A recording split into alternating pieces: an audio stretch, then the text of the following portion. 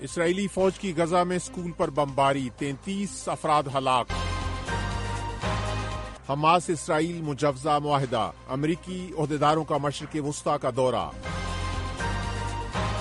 بھارت نریندر مودی کی جماعت کا تیسرا دور، امریکہ کی مبارکباد۔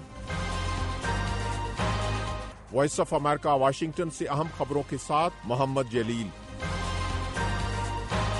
اسرائیلی فوج نے غزہ میں ایک اسکول پر بمباری کی ہے جس میں کم سے کم 33 افراد ہلاک ہو گئے ہیں۔ یہ بمباری غزہ کے مرکز میں قائم اقوام متحدہ کے ایک اسکول پر کی گئی جس میں فلسطینی خاندانوں نے پناہ لی ہوئی تھی۔ اسرائیل کا دعویٰ ہے کہ اسکول کی عمارت میں حماس کے جنگجوؤں نے پناہ لی تھی اور وہ یہاں سے دیگر شدت پسندوں کو ہدایات دیتے تھے۔ حماس نے اس کی تردید کرتے ہوئے کہا کہ اسکول کی عمارت میں عارضی نقل مکانی کرنے والے پناہ گزین موجود تھے۔ ادھر اسپین نے عالمی عدالت انصاف میں اسرائیل کے خلاف زیر سماعت جنوبی افریقہ کے مقدمے میں فریق بننے کی درخواست دی ہے۔ اسپین پہلا یورپی ملک ہے جس نے اس مقدمے میں شامل ہونے کی درخواست کی ہے۔ عالمی عدالت انصاف اسرائیل کو رفح میں اپنی کارروائیوں کو روکنے کا حکم دے چکی ہے، لیکن اسرائیل نے اس حکم کی تعمیل نہیں کی ہے۔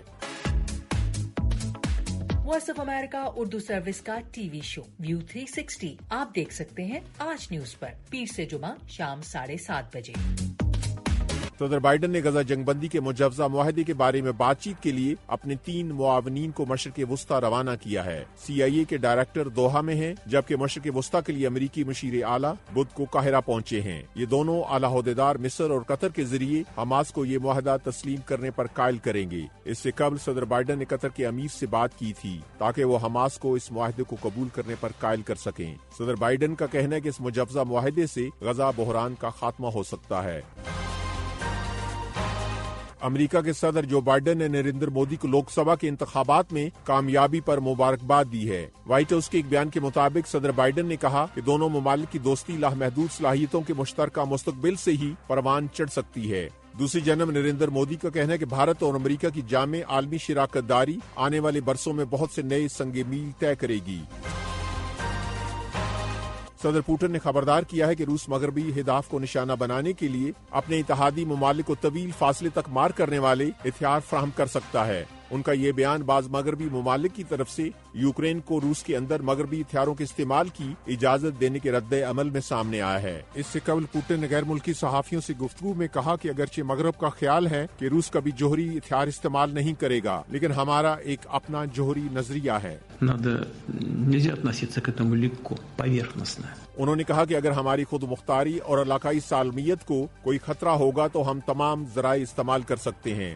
انہوں نے کہا کہ یہ نہایت سنجیدہ معاملہ ہے۔ یوکرین کے مشرقی علاقوں میں روسی حملوں کے دفاع کے لیے امریکہ اور بعض مغربی ممالک یوکرین کو روس کے خلاف مغربی ہتھیاروں کے محدود استعمال کی اجازت دے چکے ہیں۔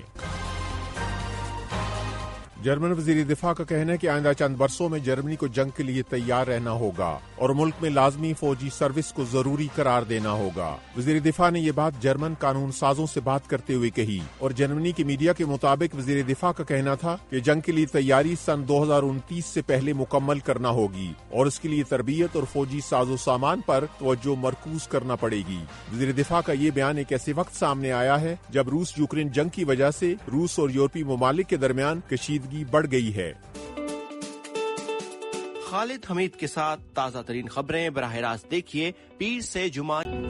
بچوں کے عالمی ادارے یونیسیف نے اپنی تازہ رپورٹ میں متنبع کیا ہے کہ 5 سال سے کم عمر کے لاکھوں بچوں کو ضروری غذا تک رسائی میں دشواری کا سامنا ہے، جس وجہ سے دنیا میں 5 سال سے کم عمر کے ہر 4 میں سے ایک بچہ شدید غذائی قلت کا شکار ہے۔ اقوام متحدہ کے امدادی ادارے کا کہنا ہے کہ اس وجہ سے دنیا بھر میں 18 کروڑ بچوں کی صحت اور نشو و نما متاثر ہوگی۔ ادھر اقوام متحدہ کے ادارہ برائے خوراک نے خبردار کیا ہے کہ اگر دنیا میں شدید غذائی قلت کے شکار 18 علاقوں میں فوری امداد نہ پہنچائی گئی تو وہاں بھوک اور قحط کا سامنا ہو سکتا ہے۔